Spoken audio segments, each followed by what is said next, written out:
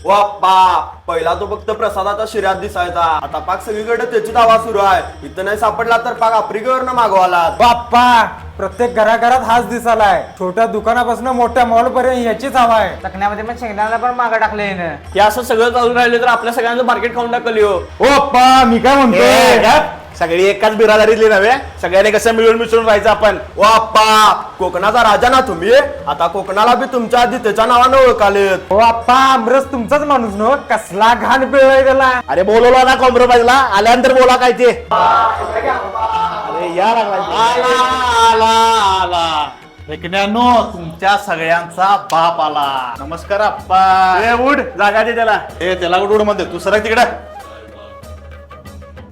बोल रे नाळा, काय कॉम्प्रोमाइज करायची आहे? ए काजू, उन्हाळ्यात फक्त नारळाचंच पाणी चालणार. दत्तक बित्तक घेतलं काय पाण्याला? तसंच समज, उन्हाळ्यात आमच्या मार्केटमध्ये हात घालायचा नाही. हे बोंडू, सांग जरा याला. एकण्या सीझन मध्ये आमच्या परमिशनच्या ओळख मध्ये लिमका टाकू देत नाही आणि तुला पाणी टाकू देऊ. अरे मग मार्केटमध्ये तुम्ही दोघंच हवा करणार काय? असं आहे ना आप्पा, कुणाची हवा आहे सांगा, त्याची पण आपण हवा काढू.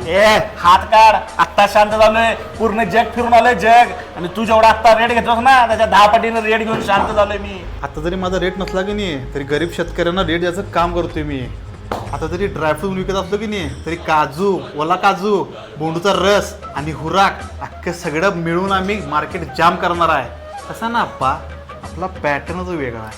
येऊ का आप्पा? परमो धर्म